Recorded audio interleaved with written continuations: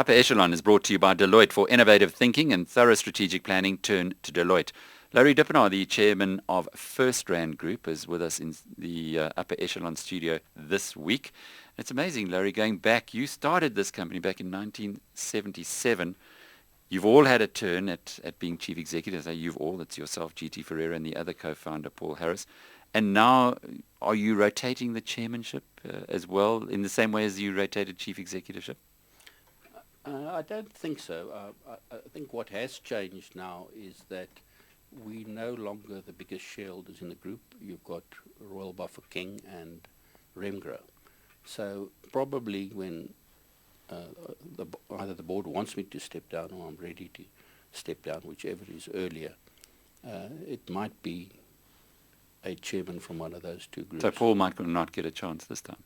Well, I think he's obviously a candidate, but I think there has been a fundamental change, and it would be up to Paul also if he wants to throw his hat in the ring.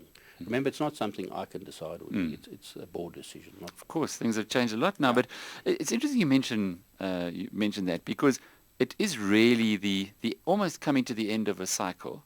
You're 63 now. That's correct. I was talking to Stephen Sard yesterday from Aspen, and he was telling me how valuable people can be when others think they have time to retire or let off the corporate trail, as it were.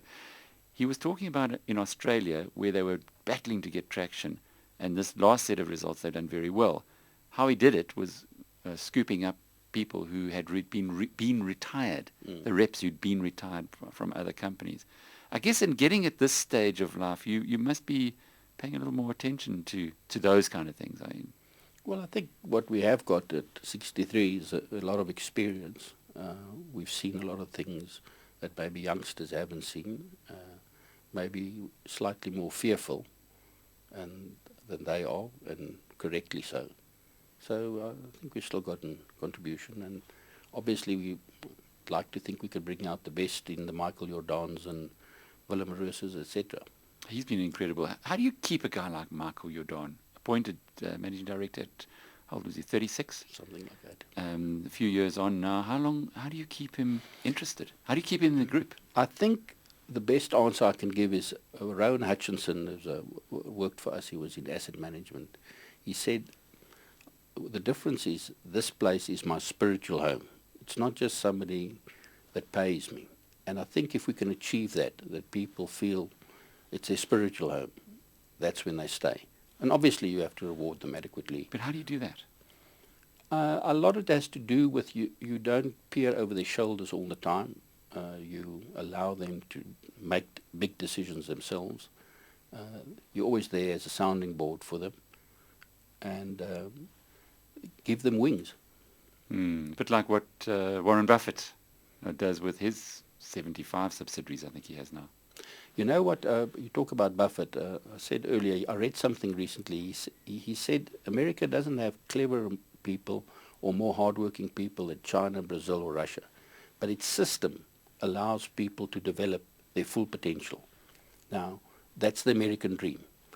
I think in our group, we've created a corporate culture that achieves exactly that, so that we don't necessarily have cleverer people than other groups, but people can grow and develop themselves and realize their full potential, maybe to a greater degree than other groups. Laurie, we've had some memorable trips to America on the way to Berkshire Hathaway, but you seem to have dropped off the Buffett pilgrimage list. Why? I did 7, and it's Is that enough? No, it's I'll do one more. It's a long way, and so I have to find another reason to go to. It's not just worth, as you know, going for the meeting, but I still follow the company closely. I'm a shareholder, and read everything in newspapers, magazines about the man, and have the same regard. What is it about Buffett that takes you so far? I think it's the simplicity of his decision making, and he simplifies matters, makes it very easy. And then I think he's extremely courageous about sticking to his principles.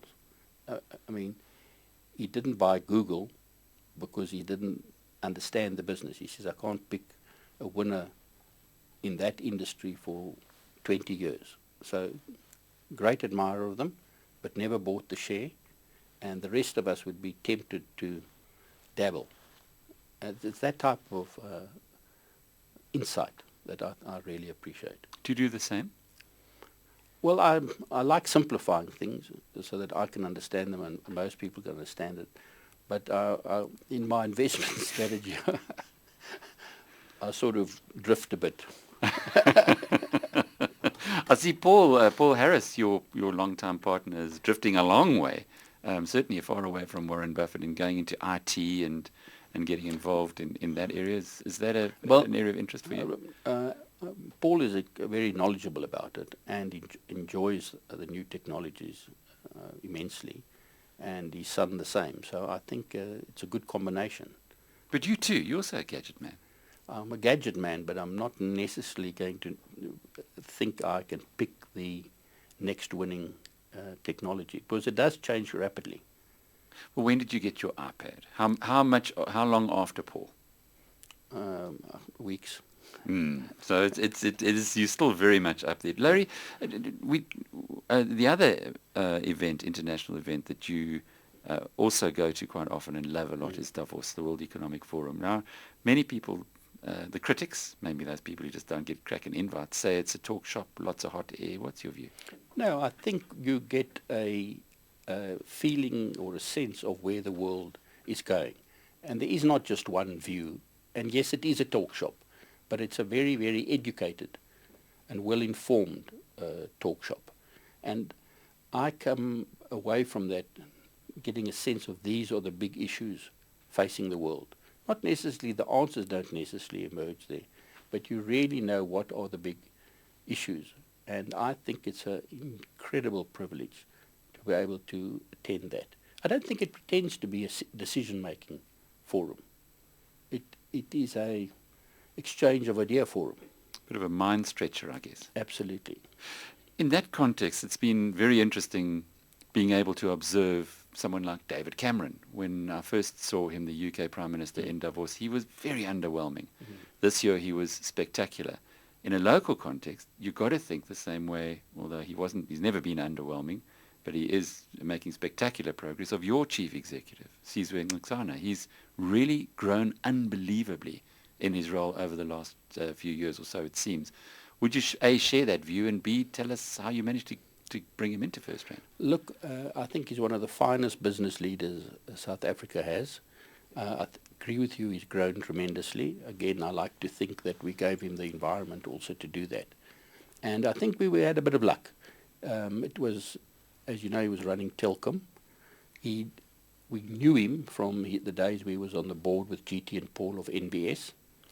And then he joined us and we invited him onto our board. So we got another opportunity to see him in operation in a non-executive capacity. And then he decided to leave Telkom. And he could really have gone the route of his own BE company or the corporate route. And to his credit, I think he felt that he wanted to be the corporate route because interrelated with, he's a great role model. And he's done an outstanding job in FirstRand. He's really, if this country, could put it this way, if this country had another 1,000 Sizwes, we'd go a long way. How do you keep him interested? Same as Michael? Yes, I think so, and he enjoys what he does. Most importantly, we don't look over his shoulder either.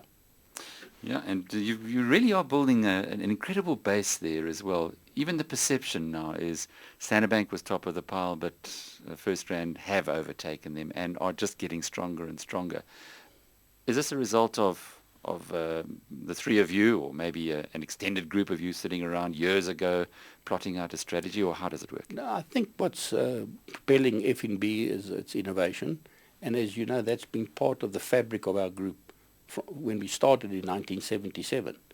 And Michael Jordan has embraced that innovation in the fabric of the group and expanded it far better than we could even have done. But it takes a long time. You don't wake up one morning and say, now this group is going to be innovative. It takes a long time. You know, you need messages from the top. You need formal structures. As you're aware, We have a competition every year. Big prizes get handed out for innovation. But this doesn't happen overnight. So you plant the seeds and eventually Yeah. they grow into mighty oaks. Yes. But it's almost a cultural thing too. And as we know, that takes a long time. Larry, another issue that, just from your own management style, that I did discuss yesterday, incidentally, with Stephen Sard, was about attention to detail. That's been an incredible success story. In 13 years, they've gone from 0 to 46 billion. It's the FirstRand success story is at least the equal. Do you believe in that, or are you one of the don't sweat the small stuff school? Look, I think I can flip-flop between big picture issues and detailed issues. So when I go through a set of board papers, I'll often find a error or in the numbers that sort of leaps out of me. Maybe I'm just lucky, it's my chartered accountant training, where I said that number is not possible. Just looking at it, it's wrong. So I call that a detailed thing. But the benefit of that, I say to an organization, they know they're not preparing these numbers just for no one to look at. Someone is, and I consciously will point it out to them to get the message across that we do look at these things. But is the detail important? Absolutely. But I think it's the ability to be able to do both. To switch between the two of Yes. them. If you could go back with the whole FirstRand group, it's been an incredible story since 1977. Is there anything you would have changed? The answer is no. I think maybe the only thing I'd be more wary about expanding into developed markets. Remember, I was when Discovery was still part of our group. I was chairman when we went into America, and maybe we were a little bit naive trying that. Financial services doesn't travel that well, and so we've got a different strategy now. Our focus on Africa and India and banking. Although our insurance is progressing well in Australia, which is contradictory to what I've just said to you. But if they don't make it in there, and I expect them to make it, then you know for certain that stay away from developed markets. Is that your favourite business, insurance, within the group? Well, now it's like asking a parent. do they have favourite children? You know, they'll never answer that question. But it must be sad to have said goodbye to one of those children in the form of Discovery. Because you're no longer the chairman of the board there, you completely severed ties. I still have breakfast with Adrian on a regular basis, and obviously I follow its fortunes at the RMBH level. So you're still an investor? And I'm very much still an investor, and I watch it. So that child is not, perhaps not as close as it was, but still in the family? No, Or still in the Dippenaar family? Yeah, right. Laurie, you started off as an investigating accountant at the IDC. Now that sounds to me like you probably went the better paid route or as an alternative to financial journalism, because that's what we do as well. We also investigate in many ways in financial journalism. If you had your life again and money was no object, might you have gone to the other side? No, I've got very few regrets about my life. Now, what I did at the IDC was investigate companies for creditworthiness. That is that. And as you know, there's only one thing that really kills a bank or that can get into trouble, is a really poor credit decision. So I thought that 3 years I had there was absolutely invaluable of giving you a sense of who can absorb credit. So what do you advise when youngsters ask you for their advice on their future careers? Well, look, I think the first 3 to 5 years, just do something where you gain the right experience and get a feel for what you're going to like or don't like doing. And then from year 5 onwards, you then set off in a direction that you enjoy doing. That's very important. Don't do anything that you really don't like, simply because it pays well. It's the worst thing. That's sort of a gunslinger. Only do things that you like doing. And if you like doing something, you'll generally be good at it. And chartered accountancy has been good to you. Is that something that you promote or suggest others follow? I think the training and the feel for numbers that it's given me, I like to tell people I'm a chartered accountant by training, not by attitude. And will remain that way well into the future. Are you going to be a Buffett? Are you going to be in the saddle at 81? Definitely not. So what's next? No, well, I haven't thought much past the chairmanship of FirstRand.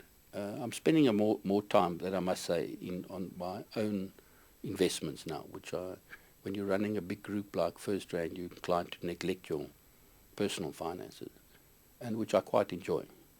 And I sort of benchmark my portfolio against a few of the better-known players. I won't mention their name, and see if I can outperform them. And proud to say, last year we did. You beat Alan Gray. We did. Did you beat Paul Harris, though? Paul's returns are a secret. Laurie Dippenaar, the chairman of FirstRand. Upper Echelon was brought to you by Deloitte for innovative thinking and thorough strategic planning. Turn to Deloitte.